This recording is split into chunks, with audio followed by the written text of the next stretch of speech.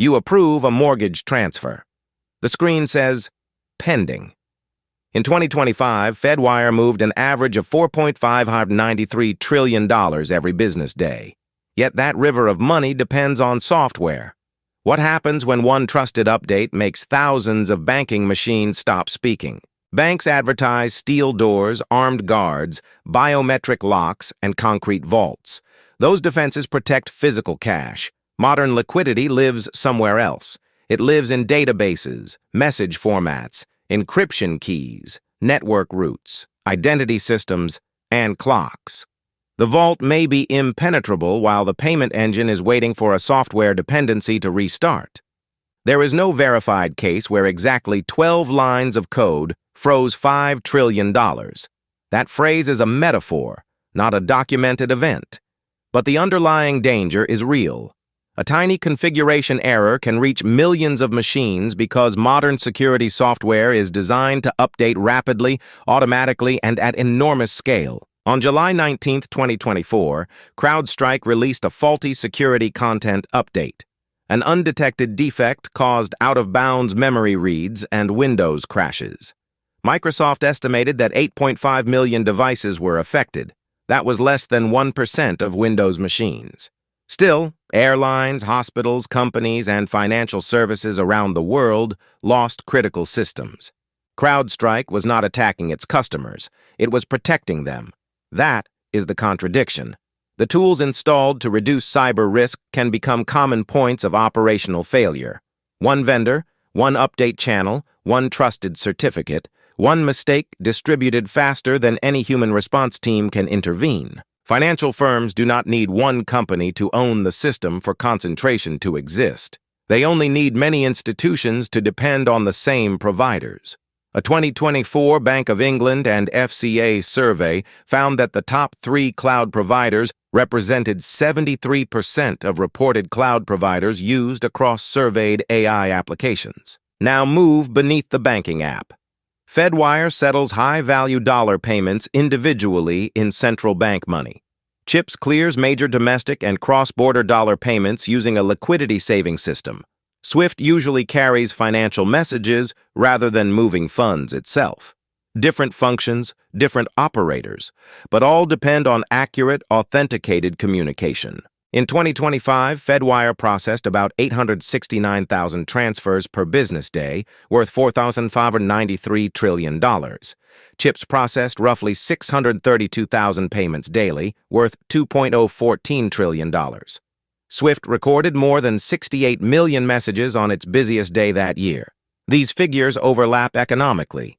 They must not be added into one imaginary total. A wholesale payment is not a suitcase moving between buildings. It is a sequence of instructions. Identify the sender, authenticate authority, check balances, screen sanctions, reserve liquidity, route the message, confirm settlement, reconcile both ledgers. If one critical step cannot complete, the money may exist economically but remain unusable operationally.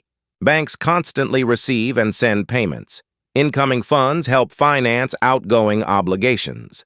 This recycling reduces the cash each bank must hold during the day. It is efficient. It is also time-sensitive. When incoming payments arrive late, another bank may suddenly lack the reserves needed to release its own scheduled payments. Imagine Bank A cannot connect. Its outgoing payment to Bank B does not arrive. Bank B still owes Bank C. Bank C must fund a securities settlement.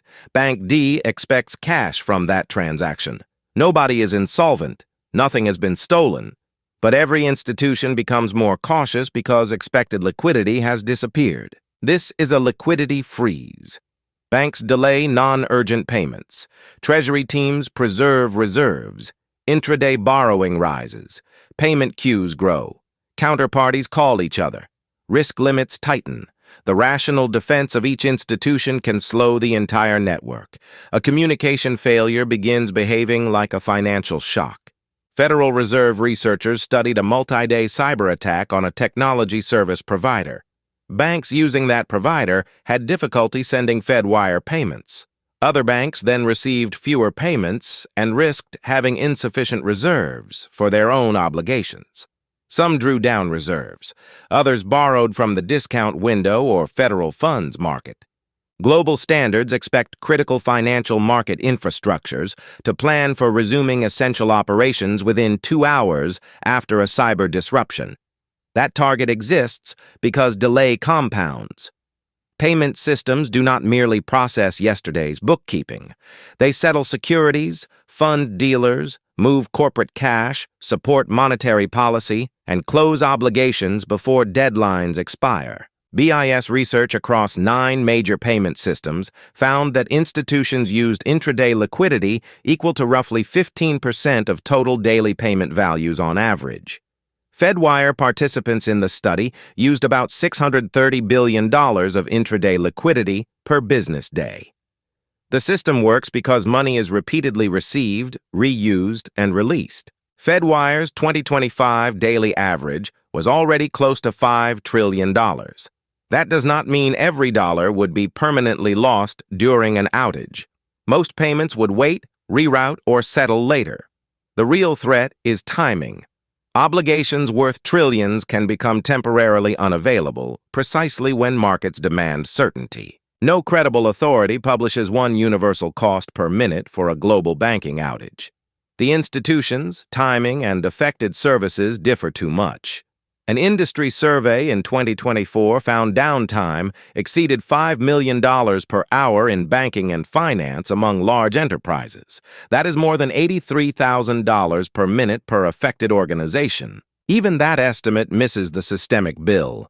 A delayed payment can trigger penalty interest, failed security settlement, emergency borrowing, customer compensation, regulatory reporting, and reputational damage. The same minute can be cheap for one bank and catastrophic for a market maker facing a hard settlement deadline. Centralized infrastructure exists for good reasons. Common networks reduce fraud. Standard messages reduce ambiguity. Shared security tools detect threats faster. Central settlement removes credit risk between participants.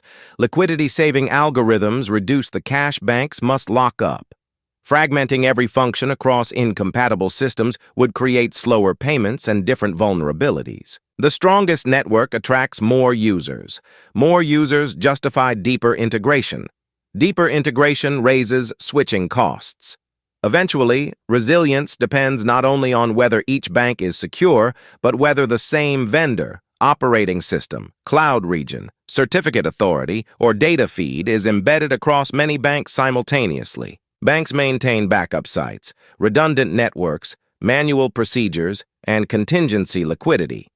Yet a backup is useful only if it is genuinely independent. 2 data centers using the same corrupted update are not 2 defenses. They are one failure copied twice. Redundancy without diversity can create confidence without resilience. The answer is not eliminating software.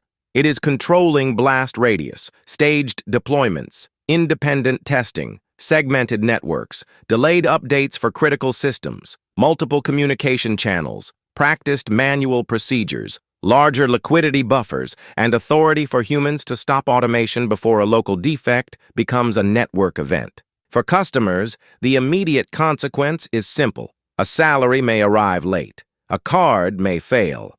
A house purchase may miss its closing window. A company may not fund payroll. Deposit insurance can protect money from bank failure. It cannot guarantee that every payment system remains continuously available. Return to that mortgage transfer. The money did not vanish.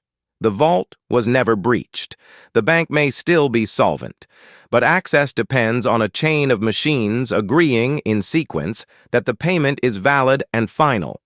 Global liquidity is not stored in steel. It is coordinated through code. So can a few lines freeze $5 trillion? Not as a verified literal event, but a small defect can interrupt the systems that coordinate trillions each day. The danger is not that finance uses software. The danger is that efficiency has made too much software common. Money is only liquid while the network agrees.